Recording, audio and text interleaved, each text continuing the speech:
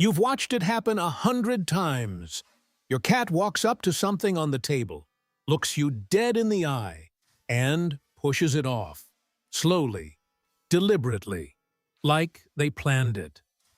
And you thought it was random, or funny, or just cat being a cat. But what if that moment, that one little push, was actually one of the most psychologically complex things your cat ever does? What if it wasn't destruction at all? What if it was a message? In the next few minutes, you're going to find out exactly why your cat knocks things off tables. And the answer goes way deeper than boredom or attention-seeking. We're talking about predator instincts, sensory psychology, dominance signaling, and a fascinating 2021 study that completely changed how animal behaviorists understand this behavior. By the end of this video, every single time your cat does this, and they will, you're going to see it completely differently. Let's get into it. Let's start with the one that surprises people the most. When your cat taps something and pushes it off a ledge, the very first thing happening in their brain is a predator check. Here's the thing about cats in the wild. They are ambush hunters. And ambush hunters have one rule above all others. Never fully commit to prey until you know it's real. A mouse playing dead is a mouse that bites back. A bird that looks stunned might suddenly fly straight at your face. So, before a wild cat ever sinks its teeth into anything, it pats, it prods, it tests. That exact same neurological wiring, that same ancient instinct, is still running in your cat's brain every single day. So when your cat taps your water glass or nudges your phone to the edge of the counter, their brain isn't thinking, "This will be funny." Their brain is running a check. Is this thing alive? Does it move? Is it a threat? Is it prey? Now here's where the science gets interesting.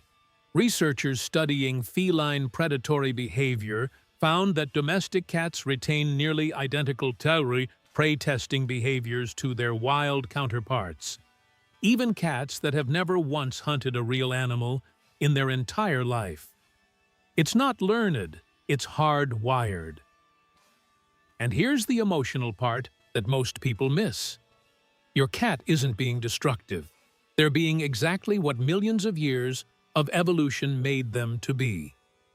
A hunter, switched on, alert, ready. The fact that the prey is your favorite mug is almost beside the point. Now here's something most cat owners don't know. A cat's paw pads are packed with something called Meissner's corpuscles and specialized nerve endings that are extraordinarily sensitive to texture, vibration, temperature, and movement. In fact, a cat's front paws are among the most sensitive touch organs of any land mammal on the planet. So when your cat reaches out and taps your pen, or slowly drags a finger across the edge of your laptop, they are not just touching it. They are reading it. Every tap sends a wave of sensory data to their brain. Weight, texture, temperature, stability. Does it resist? Does it give? Does it vibrate?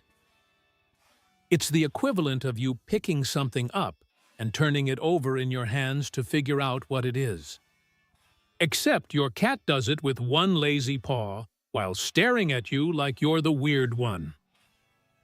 A 2017 paper published in the journal Animal Cognition found that cats use object manipulation, including pushing and batting, as an active information-gathering strategy, not just as play.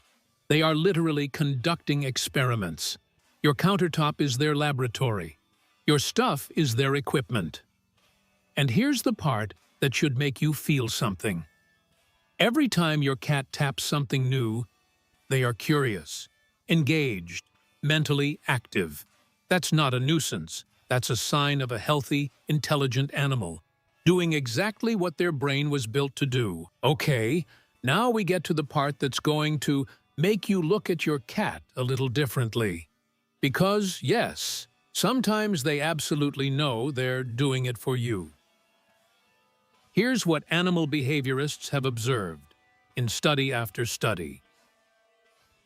Cats are remarkably fast learners when it comes to cause and effect with humans. Your cat knocked something over once, maybe by accident. You reacted. You jumped up. You said something. You made a noise. You looked at them. And your cat's brain filed that away instantly. That action produced that reaction from you. So the next time they want your attention, they go back to what worked. This is called operant conditioning, and cats are genuinely excellent at it. A 2021 study from Kyoto University, one of the most comprehensive studies on domestic cat cognition to date, found that cats clearly understand cause and effect relationships and can deliberately repeat actions that produce desired outcomes from humans. In simple terms, your cat learned to knock things over because you trained them to. Not on purpose, but you did. Every time you reacted, even with frustration, you rewarded the behavior. And here's the part that stings a little. The cats in that study didn't just repeat the behavior randomly. They waited. They watched. They chose their moment. They knocked things over specifically when their owner was nearby and likely to respond. When you weren't there, the behavior dropped significantly. So, yes, your cat is doing it for an audience. And you are the audience, Here's a layer that almost nobody talks about. Cats are territorial animals, not just about physical space, but about the arrangement of that space. In a multi-cat household, cats constantly signal dominance through object placement and movement. The cat that controls the high ground, the cat that moves things, the cat that disrupts the arrangement of the environment, that cat is communicating status. Now, bring that into your home. When your cat pushes something off your desk or clears a shelf with one sweep of their paw, part of what's happening, not always consciously, but instinctually, is a spatial dominance signal. This is my territory. I decide what is here. I decide what stays. Animal behaviorist Mikel Delgado, who has spent years studying domestic cat behavior, describes this as environmental manipulation. Cats actively reshaping their surroundings as an extension of territorial behavior. And here's the fascinating part. Cats tend to target your objects specifically. Not random things on the floor, things that are yours, things on your desk, your table, your space, because you are a member of their colony. And in a colony, space and objects communicate rank and belonging. Your cat isn't just knocking over your coffee.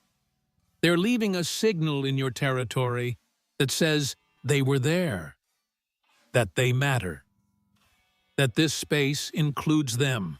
Now let's talk about boredom, because yes, it is a real factor, but not in the way most people frame it. When people say, "My cat knocks things over because they're bored," they usually mean it dismissively, like the cat is just being difficult. But what boredom actually means in a cat is something much more serious. Cats are predators. Their brains are wired for a cycle: stalk, chase, catch, kill, eat, groom, sleep. That cycle needs to complete every day. When it doesn't, when there's no hunting, no chasing, no physical and mental engagement, the predatory energy doesn't disappear. It builds, and it leaks out in displacement behaviors, knocking things over, midnight zoomies, attacking your feet, destroying furniture. A 2019 study on feline environmental enrichment found that cats in unstimulating environments showed significantly higher rates of object manipulation and destructive behavior compared to cats with adequate play and enrichment. The knocking things over wasn't random, it was a symptom. So, if your cat is constantly clearing surfaces, the question to ask isn't, "Why is my cat so annoying?" The question is my cat getting enough mental and physical stimulation every single day? Because a cat that hunts, even toy hunts, is a calmer, more settled, more connected animal. And that changes everything about living with them. So let's bring all of this together. Because when you stack up everything we've covered, the predator instinct, the sensory exploration, the cause and effect learning, the territorial signaling, the unmet stimulation needs, a picture emerges. Your cat knocking things off the table is never just one thing. It's a behavior with layers, and every layer is a signal. When it happens in the morning, right before you feed them, that's communication, hunger, urgency. When it happens while you're working and ignoring them, that's an attention signal, a tap on the shoulder from an animal that has no other way to interrupt you. When it happens with a new object they've never seen, that's curiosity, investigation, intelligence at work. When it happens repeatedly with the same object, that might be an enrichment signal, a sign they need more engagement in their day. The problem was never that cats knock things over. The problem was that we were never taught to listen to what the knocking was saying. Your cat doesn't have words, they have actions. And every action, if you know what to look for, is a complete sentence. So the next time your cat locks eyes with you, reaches one slow paw toward your glass, and pushes it off the table, don't get frustrated. Take 1 second and ask, is this a predator checking for prey? Is this a scientist gathering data? Is this an animal that just wants me to look up from my screen for 30 seconds? Because that cat, that small, strange, deeply misunderstood animal, has been sending you signals their entire life. They just needed someone to finally start paying attention. And that's exactly what we do here at CatSignalLab. If this video changed the way you see your cat, even a little, hit that subscribe button. Every week we decode a new signal your cat has been sending you all along.